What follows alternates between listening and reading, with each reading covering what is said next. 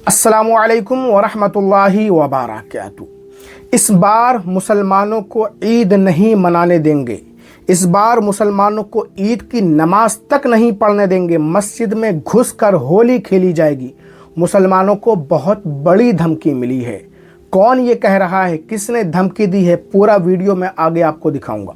लेकिन उससे पहले मैं आपको एक ऐसी वीडियो दिखाना चाहता हूं जिसे देखकर आपका सर शर्म से झुक जाएगा, आपका खून खौल उठेगा कि वो इमाम जो हमें 5 वक्त नमाज पढ़ाता है, हमारे लिए दुआएं करता है, हमारे बच्चों का मुस्तकबिल संवारता है, शादी ब्याह जनाजे तीजा 40वां फातिहा दुरूद मीलाद सब इमाम साहब करते हैं। लेकिन 12 साल इमामत करने के बाद इमाम साहब को जो सिला मिला है, देखिए वीडियो। आप भी देख करके शर्म से अपना सर झुका लेंगे। ये क़यामत की निशानी नहीं तो और क्या है। ब्लर कर दिया है मैंने।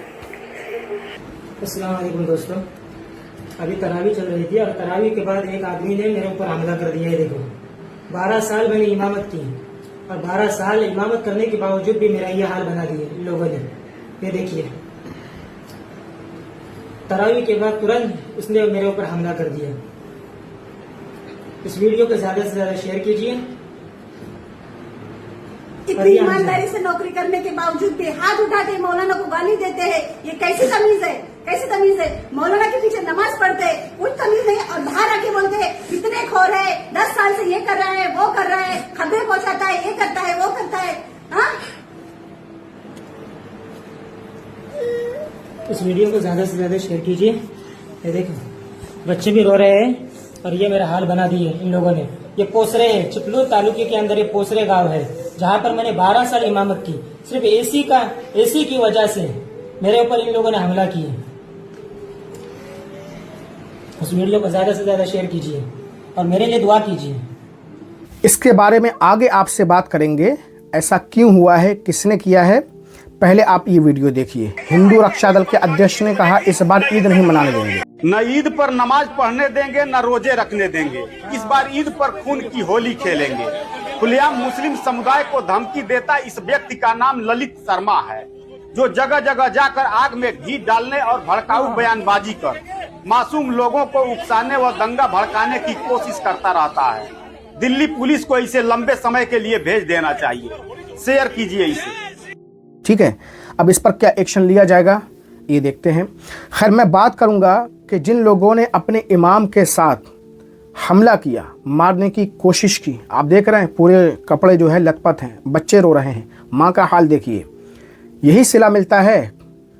इमाम मदरसे में जाकर के पहले पढ़ाई करते हैं 8 साल 10 साल अपनी कौम को संवारने के लिए, अपनी कौम को जहन्नम की आग से बचाने के लिए, और आप उनको दुनिया में ही जहन्नम रसीद करना चाहते हैं। इमाम साहब ने एसी खरीद ली, ऐसा मतलब पता चला है कि इन इमाम साहब ने एसी खरीदी थी। तो उस एसी को लेकर के कुछ लोग बहुत ज़्यादा इनसे चिढ़े हुए थे। भाई, इमाम साहब का खाना पीना, अच्छा पहनना ओढ़ना घूमना, ये अच्छा कहाँ लगता है। लोग तो ये चाहते हैं कि ये फरिश्ता सिफत हैं और बस मिट्टी खाएं। ठीक है, टाट फट्टे कपड़े पहने और बिल्कुल बंद कमरे में बिगर पंखे के एसी के ये रहें। इनकी ना कोई ख्वाहिश होती है, ना कोई ज़रूरत होती है, ना दिल होता है इनका, कुछ नहीं। सब आम लोगों के लिए होता है। अरे हद तो ये हो गई, एक इमाम साहब ने बाइक ली। ठीक है, उनके ससुरालियों ने, साले वगैरह ने मदद की बाइक लेने में, बाइक दिला दी। तो मस्जिद की कमेटी वालों ने उनको बुलाकर कहा कि ये चोरी की तो नहीं है। इमाम पे चोरी का इल्ज़ाम लगाया कि ये बाइक आपने ली है, ये चोरी की तो नहीं है, आप कसम खाइए। तो फिर वो अपने ससुरालियों को बुलाते हैं, साले वगैरह को, ठीक है, और उनके सामने कसम खाते हैं कि मैंने बाइक चोरी नहीं की है, ये मुझे इन लोगों ने दिलाई है। बताइए, इतनी जिल्लत और तौहीन इमाम की, वो भी उसके ससुरालियों के साथ में सामने। इमाम साहब ने बाइक ले ली, वो हजम, चोरी का इल्ज़ाम। अरे इमाम साहब को तुम कुछ दिला तो नहीं सकते, अगर किसी तरीके से उन्होंने ले ली तो उस पर चोरी का इल्ज़ाम। और मुझे तो शर्म आती है ऐसे इमाम साहब पर जो इतनी जिल्लत और रुसवाई के बावजूद भी ऐसी जगह टिके रहते हैं। अरे लात मारिए ऐसे लोगों को। रिस्क देने वाला अल्लाह ताला है। अल्लाह ताला पर मुकम्मल भरोसा रखिए, कोशिश कीजिए, मेहनत कीजिए, रिस्क आपके पीछे दौड़ कर आएगा। आप जिल्लत और रुसवाई सहते रहते हैं और इसी का ये लोग फ़ायदा उठाते हैं। बता, इतना बड़ा इल्ज़ाम लगा दिए कि इमाम साहब बाइक चोरी की तो नहीं, कसम खाइए। फ़ौरन उस इमाम को इस्तीफ़ा देना चाहिए था। रखिए अपनी नौकरी, नहीं चाहिए हमको। ऐसी जिल्लत और रुसवाई से तो बेहतर है कि इंसान भूखा रहे। ऐ तायर लाहूती, उस रिस्क से मौत अच्छी जिस रिस्क से आती है परवाज़ में कोताही। तो खुदारा शर्म करें ऐसे मुसलमान, मस्जिद में आप नमाज़ पढ़ने जाते हैं कि खुराफात सियासत करने जाते हैं, अपनी आखिरत संवार रहे हैं या जहन्नम में जाने का सामान कर रहे हैं। इमाम साहब का खाना पीना, अच्छा पहनना ओढ़ना सब आपको हज़म ही नहीं होता है। अरे इमाम साहब तो है ना, आप ना इमाम साहब के बगैर पैदा हो सकते, पैदा हो तो अजान इमाम साहब दे।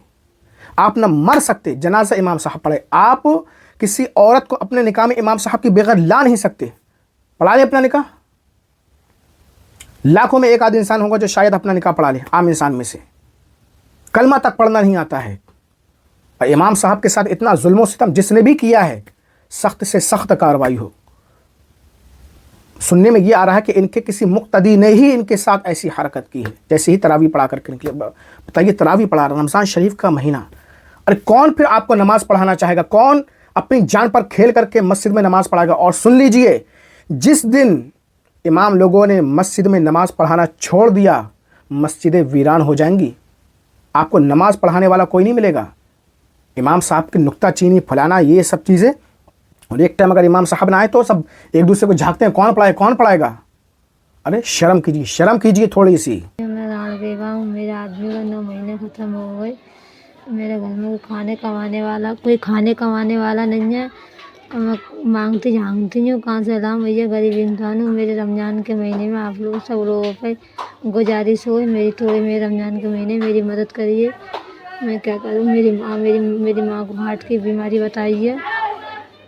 बहुत परेशान हूँ आप लोगों से। मेरे ससुरालियों ने धक्का मार के घर से बाहर निकाल दिया।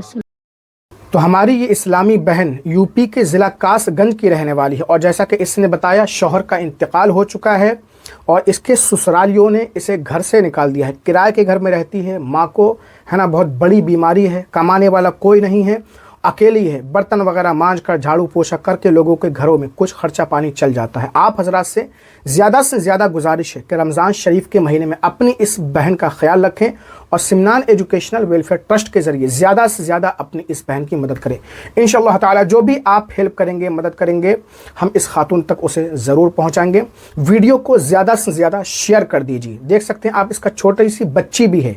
एक अकेली औरत, कितना मुश्किल होता है ज़िंदगी गुजारना उसके लिए, कैसे घर चलाती है वो वही जानती है। तो अपनी इस बहन को रमज़ान के महीने में बिल्कुल भी ना भूलें, ज़्यादा से ज़्यादा इसकी मदद करें।